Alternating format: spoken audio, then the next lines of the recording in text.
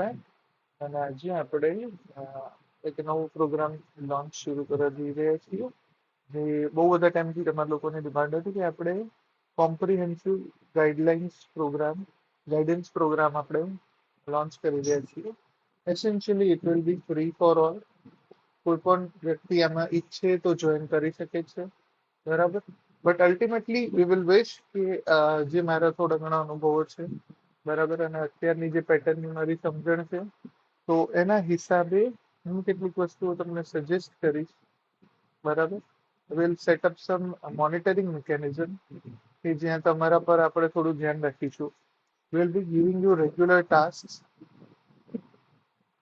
બરાબર. We will be making you schedules, daily planning, બરાબર. જે જનરલ હશે અને તમે એમાં થોડા ઘણા છે કસ્ટમાઇઝેશન પણ કરી શકશો.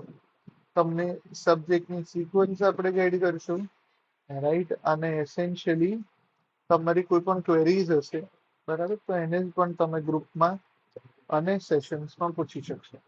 ઠીક છે. So these will be the things which we will try to incorporate into the upcoming program.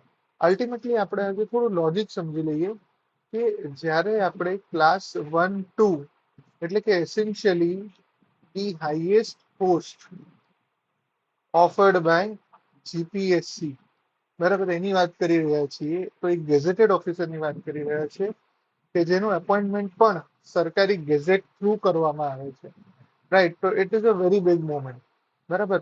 And these are the highest cadre કે જેના થ્રુ તમે રિક્રુટ લઈ શકો રેગ્યુલર પોસ્ટ પર, highest cadre of civil servants under the government of Gujarat, બરાબર. Direct recruitment માટે સૌથી મોટી રિક્રુટમેન્ટની એક્ઝામિનેશન ક્લાસ 1-2 દ્વારા થાય છે.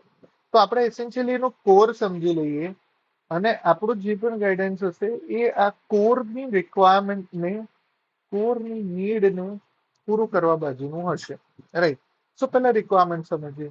કોઈ પણ સરકારી અધિકારી એટલે કે જ્યારે કોઈ ક્લાસ 1-2 ઓફિસરને લેવામાં આવે તો એનામાં ત્રણેય પ્રકારની સ્કિલ્સ જોઈએ.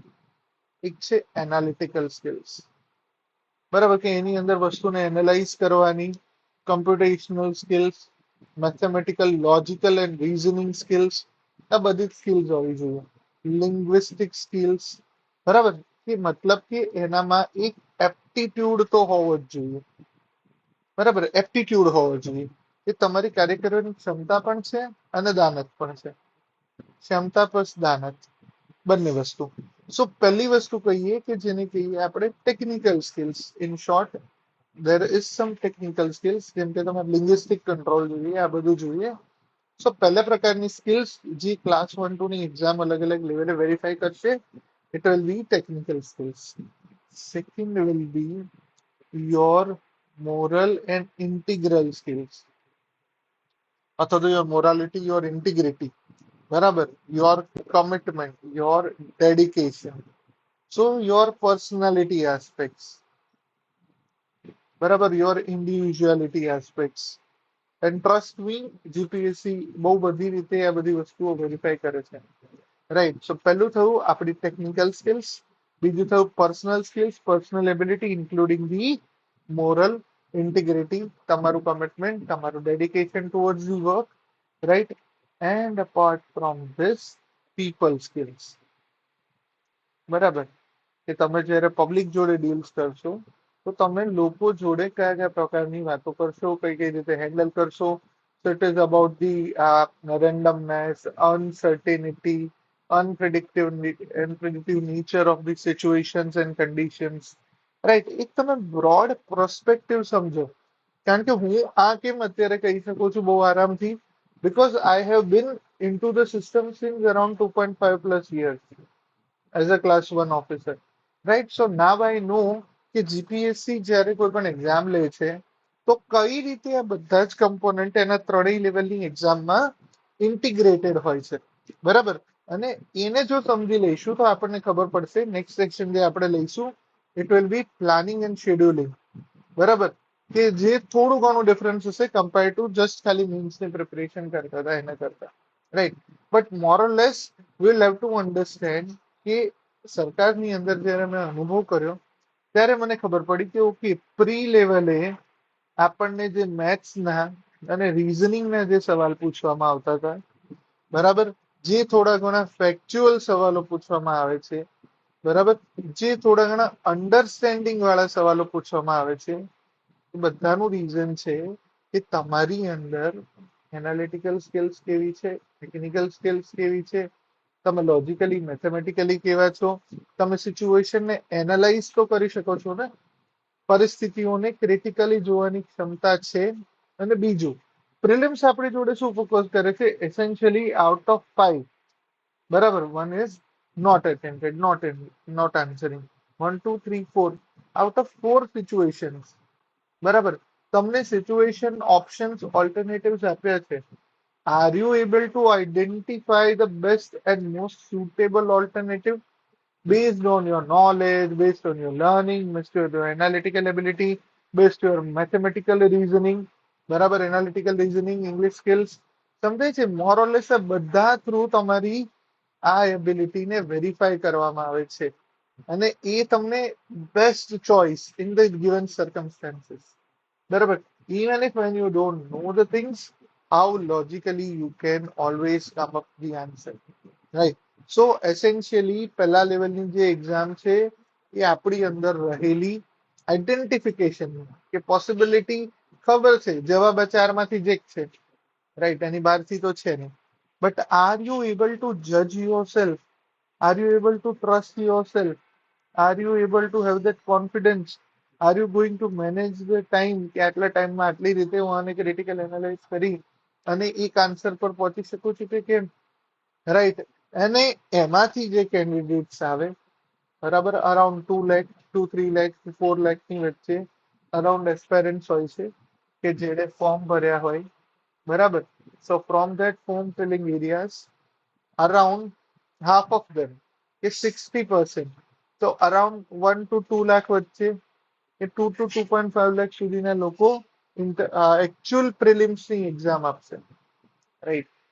આ જે લોકો પ્રિલિમ્સની એક્ઝામ આપશે એમાંથી અરાઉન્ડ 6, આઈડિયલી 15 to 25 ટાઈમ્સ, જે પ્રેક્ટિકલ રિયલ ટાઈમ સિનારીઓ કહો તો 25 ગણા વિદ્યાર્થીઓને જેટલી સીટ છે, અવેલેબલ સીટ છે, એને પ્રીમાંથી મેઇન્સ માટે ક્વોલિફાય કરવામાં આવે છે.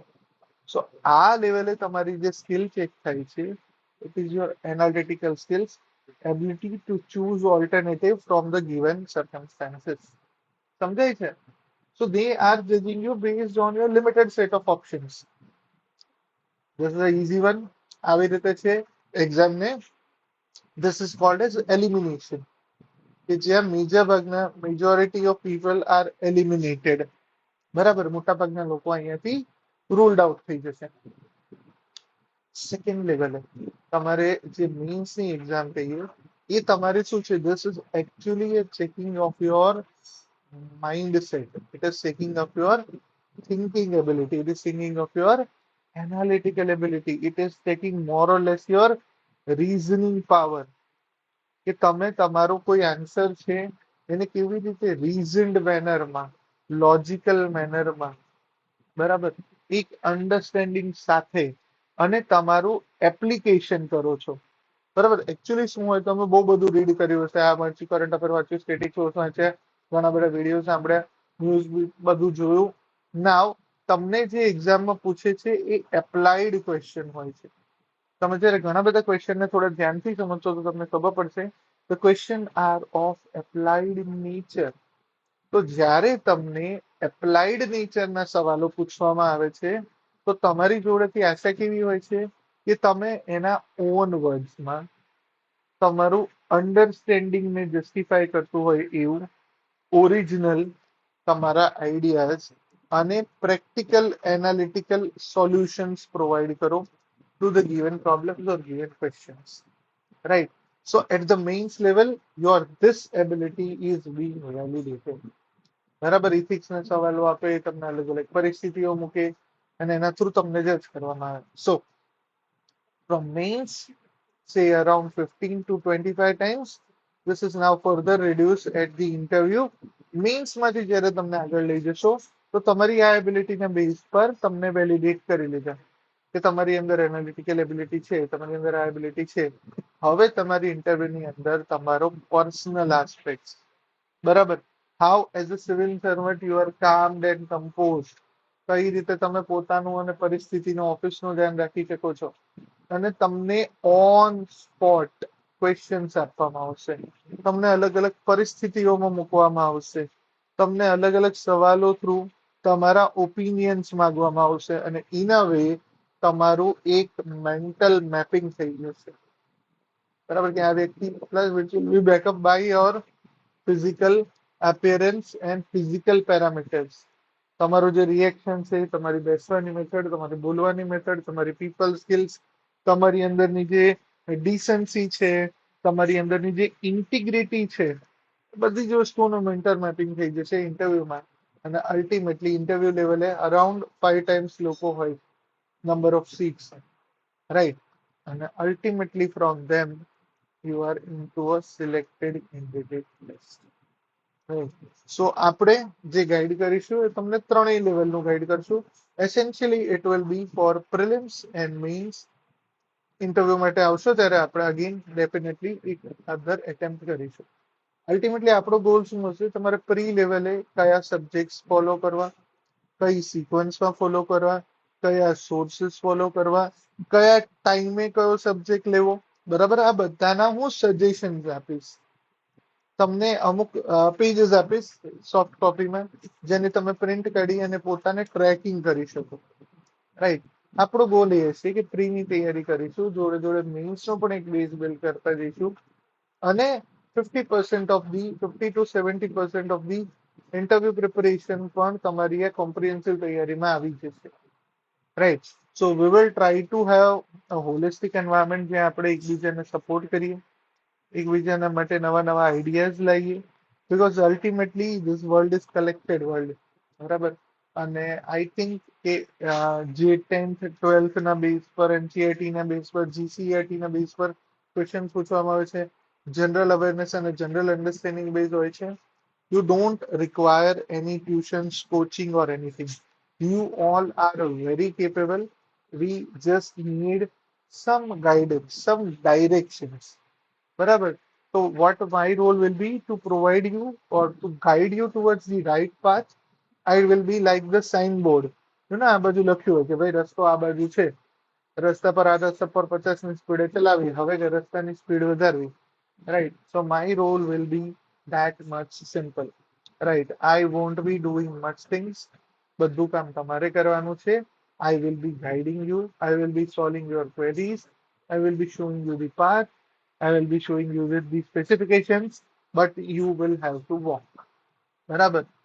લિંક જોઈન કરવાની તમને ઇન અ ડે હું પ્રોવાઈડ કરી દઈશ. એવું હશે તો વિડીયો પહેલા અપલોડ કરી દઈશું, કે જેથી જેને જેને જોઈન કરવું હોય એ લોકો જોઈન કરી શકે. અને નેક્સ્ટ સેશન જે પ્લાનિંગ અને શેડ્યુલિંગનું હશે, કે જે પ્રી પ્લસ મેઇન્સ માટે હશે, અને કયા સબ્જેક્ટને ક્યાંથી ચાલુ કરવા એના માટે પણ હશે, એની સાથે તમને આ લિંક પ્રોવાઈડ કરી દઈશ, બરાબર.